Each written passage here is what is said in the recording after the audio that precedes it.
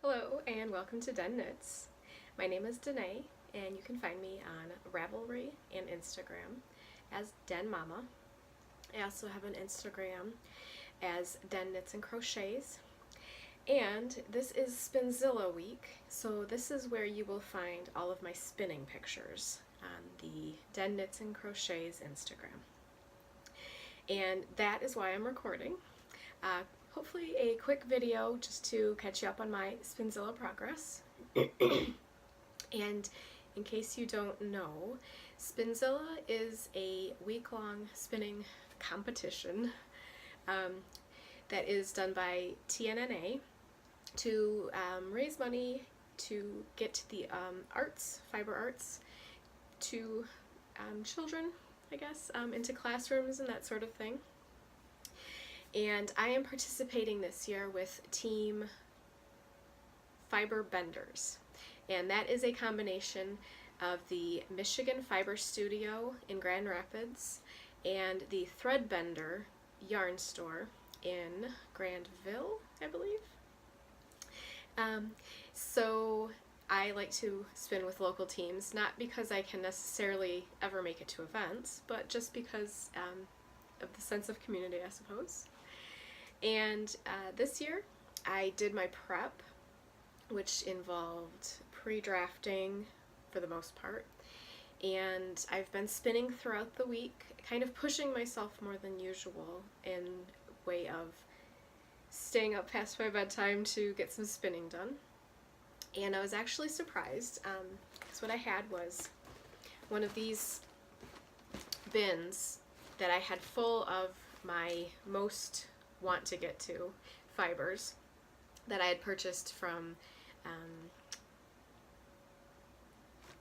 I went blank, the Michigan Fiber Fest this August. And I actually only have this one left, so I've gotten through everything except this one, and I actually skipped into my other bin to pull one out that I could do quick last night that I hadn't planned to do, and knowing that this one's a little bit more time involved because of the locks, which I pre-done. I just kind of picked them apart, and I'm gonna spin those in between strips of this bat. And this is the bat that I made at the Fiber Fest from the Uniquely Yours booth, and those locks I got from Little Patch Alpacas. And then what I've done as well, I took some time this morning to pull apart this roving that I got from Oink. And this was actually, in the braid, very thin to begin with. If you're used to how fiber comes in a braid, it's usually a fairly thick, maybe hand width piece of roving, and this one was at least half that. And then what I did is I just kept halving it. Oops. So that I would have a nice thin piece that will hopefully be a lot easier to spin quickly, not having to think about drafting at all. So when I first got started spinning, I wanted to do something that would get me going quickly. So I had a sense of accomplishment. I decided to spin up this. It's from Ice Melon Stash, and it is organic Polworth, which is really nice. And I did pre-draft this, and then I decided to not do any further drafting. So what I was spinning was really just essentially putting twist in what I'd already drafted ahead of time. So I ended up with a really nice thick and thin, and I left it as a single. I really like this, it's so soft.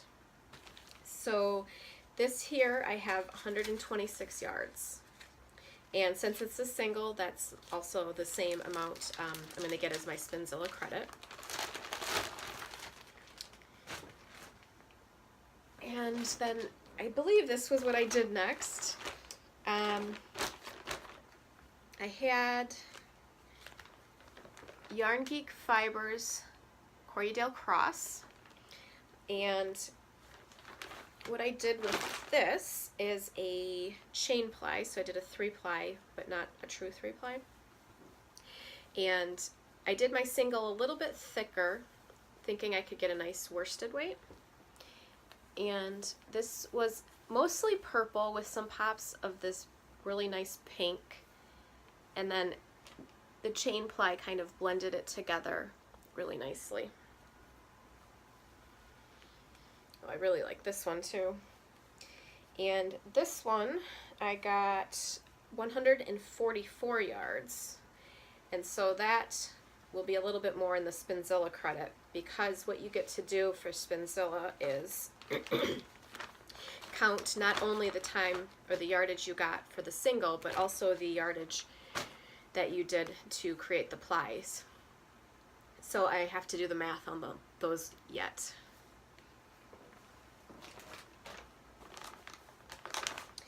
Now another one I was anxious to get to was this from Deep Dyed Fiber, or is it Deep Dyed? Deep Dyed Yarns. And as I started to prep this braid, when I took it apart, I was thinking it looked like it could be a nice little striping yarn. And then that prompted me to want to do another chain ply so that I could keep the colors together. And I did do this one a little bit thinner, so this one might be more like a sport weight ultimately. And this will probably be, they're definitely not consistent color repeats for the striping. And it might be pretty short sometimes because the way I split it wasn't perfect, but this one will be something really fun to make too because of the striping that I was able to get. And this one I got 300, is that right? Yeah, 316 yards for this chain ply. So this one will also have to do some math to get my Spinzilla credit.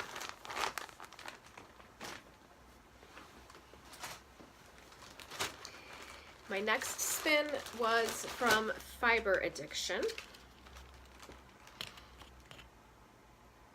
This is one of my favorites. I will always buy from her. I love her color sense, and she usually has some really unique fiber blends, and this was no exception. So this one, the blend is a BFL C-Cell. Now I don't even know if I'd heard of C-Cell before, let alone tried it. And then the colorway was actually an experiment, it looks like.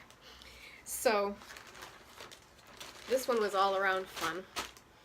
And I originally spun it up a little bit thicker as the singles because I wanted it to go fast. And then I let it sit for a minute because I wasn't sure. It was really nice as a single.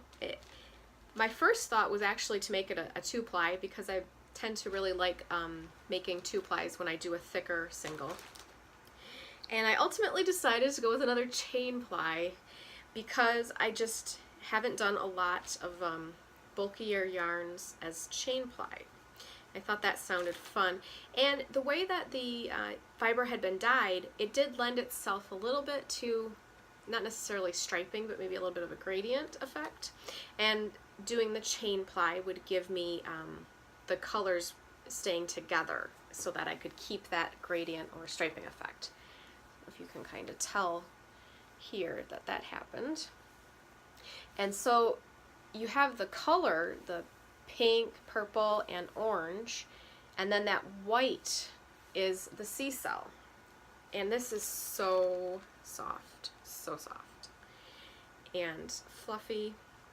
It's a little bit dense maybe, but I think I did a fairly good job of not overspinning it, so it's still nice and floofy. But this is awesome. I really like this one. I really like them all. It's hard to pick a favorite because it seems like every time I finish one, it's my new favorite. Oh, let's see. So I'm almost done showing you everything I've done so far. This one is another, it turned out to be fairly quick. What I had was a little 2-ounce bundle of a mohair, which I've never spun on its own before. And then I had a really super fun, gorgeous textured bat. She calls them Maggie bats, and these were both from Bricolage Studios. And when I bought them at the Fiber Fest, I could tell that they were very complementary colors to each other. And so I wanted to apply them together. But as I expected, I had a lot more of the mohair once I was done spinning and plying compared to the bat, because the mohair I spun thinner so that it could be a nice, kind of like a thread ply, I guess you could say. And so I ended up plying it back on itself, all the rest of it. Now, this was a really interesting thing to spin. Never done mohair alone before, and it spins very nicely. It's so easy to get a nice thin ply or single, and it feels really soft as you're doing it, and it's very fluffy and light as I was prepping it. But you know, I've never actually liked mohair as a yarn, and I can tell that attribute coming out now that it is yarn. It's just it's got those prickly things that come out, and it's still soft, but yet it's not. It's so strange, but it takes color so beautifully. I just love the way it's sheen, and it has the different variations of the color. So anyway, then I also did this is the bat, and this was an extra fun bat. Like, she usually has these thread bits in her bats, but this one also had a lot of, oh, there's a loose lock. Just stick that back in there. Locks, a lot of locks in this one. Oh, it was amazing. I love this. So these two are actually very similar final yardage. This 2-ply mohair I got 68 yards. And then this bat that I plied, and I don't know what I was thinking. I thought it would turn out more, what's the word, like wrapped, like caged in, if I took 2 pieces of the mohair and wrapped it around the bat singles. And what ended up happening was really just the 2 pieces of the mohair stuck to each other and then wrapped around. So it was almost like I did apply, it was almost like I 2-plied the mohair and then plied it onto here. So it didn't really give the effect I thought I was gonna get, but it's still super cool. And this one is 30 yards, and it's technically a 3-ply.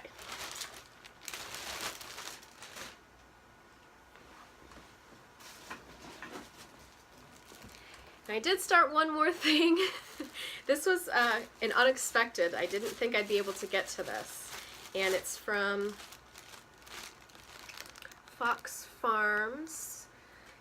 And this, she has the animals on her farm. And this was a blend of her Surrey alpaca and then some merino and some tussa silk. And this is also amazing. It's called Metallic Plum. And it's a rather dark, dark gray, maybe blackish, but there were hints of purple if you look hard enough, but I can see them. And I did this one also. It was a center pull roving, so it was a little bit thicker still, but not too horribly thick. So I just started. I didn't draft it at all. And I tried not to draft too much as I spun either, because I wanted it to be thicker. But now I can't decide. I don't think I put enough twist in it. I don't know.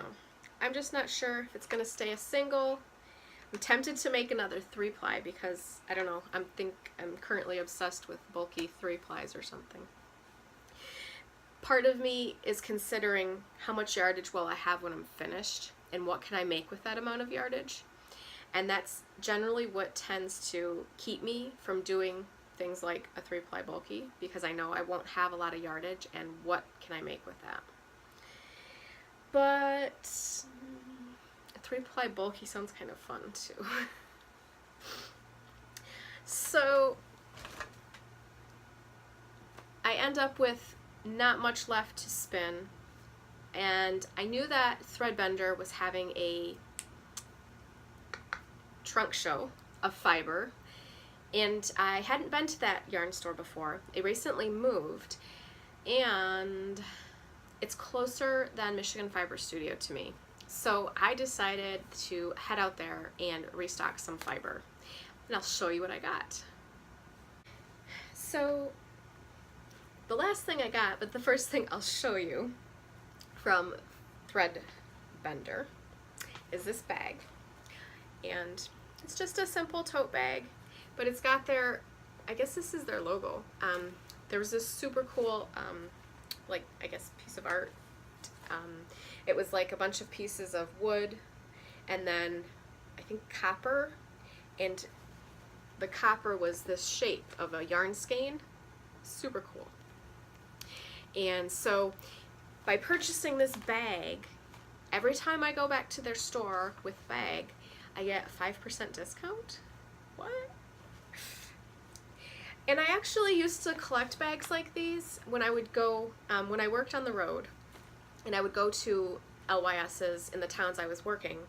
It was kind of like a fun souvenir to get, because they're usually super cheap, and who doesn't ever need a bag, right? So it was kind of neat, another little souvenir from a local yarn, real local yarn store. So I knew for sure one of the things I wanted to get from them was a Noro rainbow roll. And I've heard of these before, but I was kind of iffy about them because I have used Noro before, and it's nice enough. It's super fun colors, but it can be kind of itchy.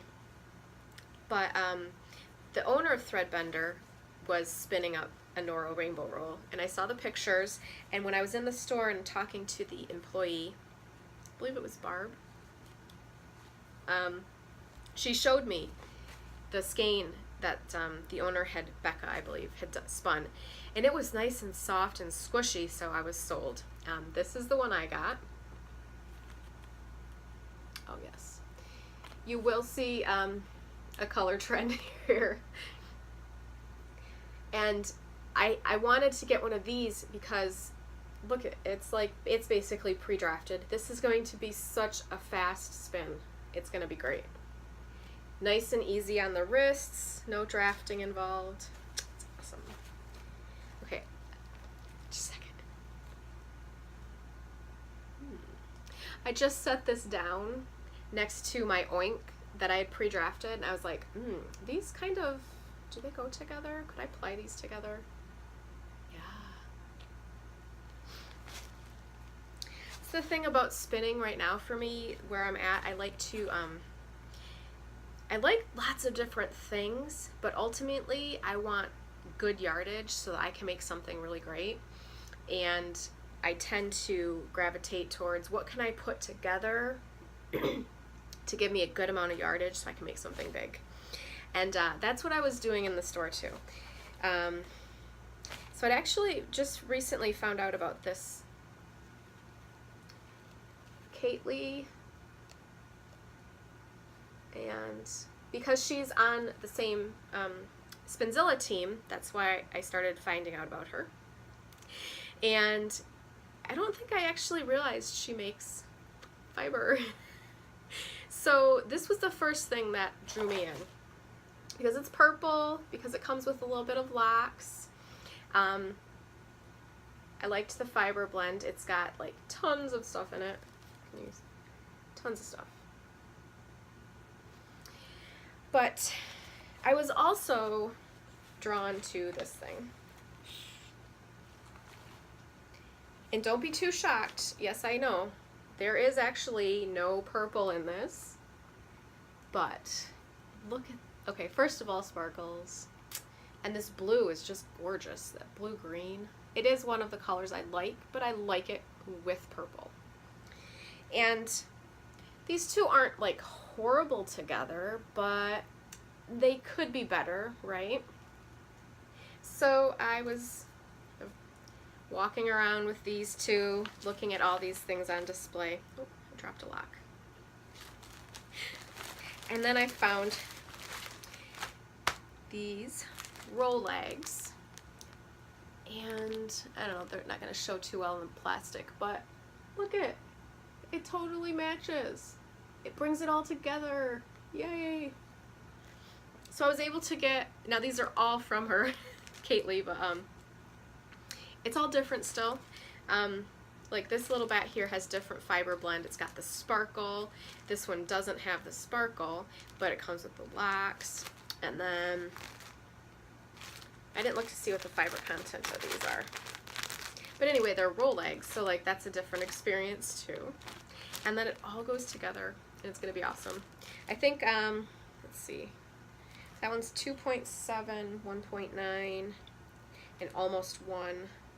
So it's 3, 4, 5, 6. It's about 6 ounces, just a little bit less. And I'm probably gonna do it kind of bulky, maybe thick and thin. And I still think though at 6 ounces I'm gonna have really nice yardage and make something fun. So that is where I am at with my Spinzilla. I've actually been wanting to record for a bit of time now, but I've been getting over this cold and I had this cough and I basically couldn't talk for like more than a minute without having a coughing fit. So I knew recording was out of the question. It's still not quite perfect, but it's better. So I don't know if I'll be able to do another recording anytime soon, but I definitely had some free time and wanted to show off all the fun spinning. So I hope you enjoyed, and I thank you for stopping by. Be sure to check out Den Knits and Crochets on Instagram for some beautiful pictures of hand spun, and you can also follow me as Den Mama, which I do occasionally post some other stuff.